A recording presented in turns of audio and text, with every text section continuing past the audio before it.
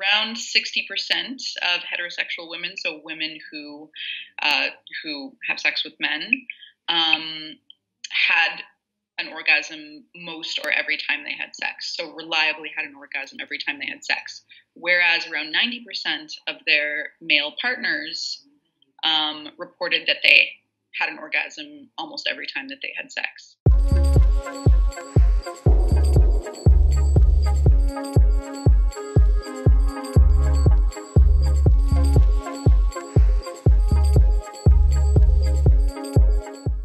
Even for women who are born, who are alive today in kind of a time of sexual liberation, so-called sexual liberation for women, they're not necessarily raised with the type of sexual education that allows them to understand their bodies and how they work. And another aspect of that is the fact that the way that we conceptualize sex is still around penetration. And if we think of it that way, then the male orgasm is still the climax of that encounter.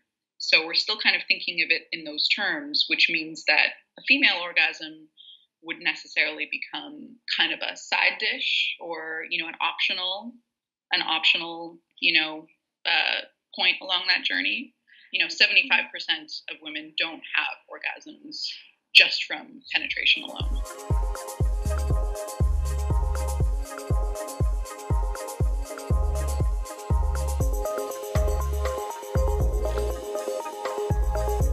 Over the development of modern science and modern medicine, there have been anatomists who have looked at the clitoris and have said, I'm not really going to put this in my medical book because I don't believe that this is a real organ. There was a detailed map made in the 1800s, but it was ignored. And then in the 1990s, finally, some urologists and doctors started to talk about it and put it on in medical journals, do studies of it in medical journals. And then, yes, in 2009, there was a 3D ultrasound map that was created of it, which is kind of crazy when you think of it, because it's, the only organ that is intended just for pleasure. It's like the only organ, the only human organ, but it has no direct relationship to reproduction, to conceiving children.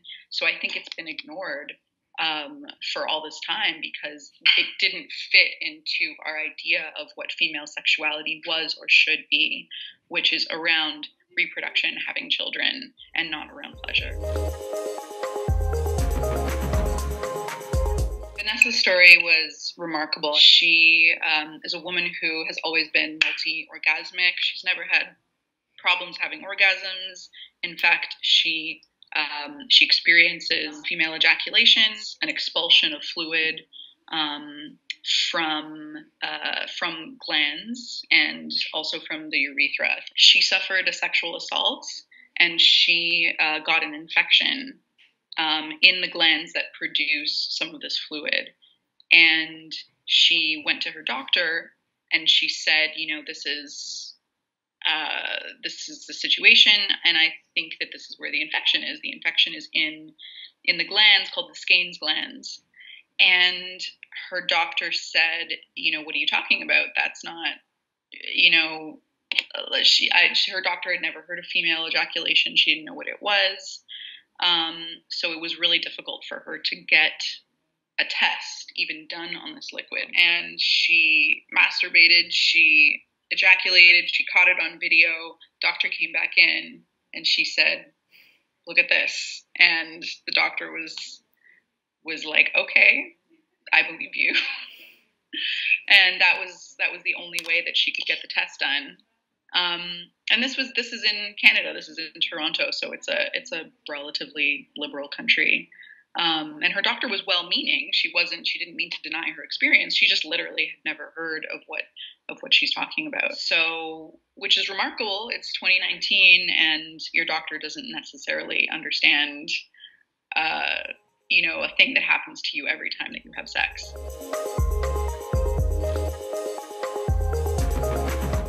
There's a lot of anxiety, I think, that comes up when we start talking about, oh, well, you've got to have as many orgasms as men have. There's an orgasm gap, so you've got to have more orgasms. And capitalizing on that anxiety are people who invent crazy things like the G shot, which is like an injection into the G spot area, which supposedly makes you more sensitive. It's all of these cures are potentially dangerous. There was a Princess Bonaparte. She was actually a relative of Napoleon, and she had surgery on her clitoris. I mentioned this in the book. She had surgery on it to move it closer to the vagina so that she could have orgasms during sexual intercourse. And of course, it didn't work. It was horrible, unnecessary surgery. Maybe it's not about the orgasm. Maybe it's about for women to listen to themselves and ask themselves, what do I want out of this?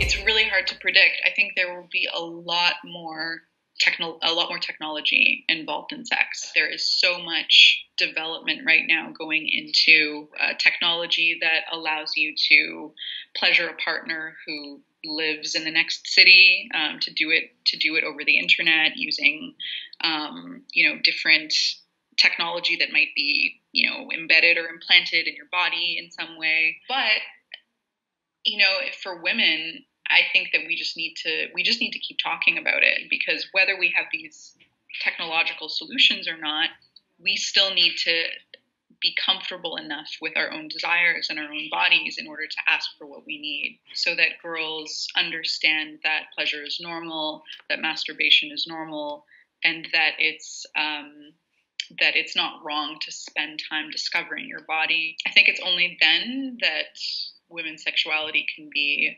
as free as possible.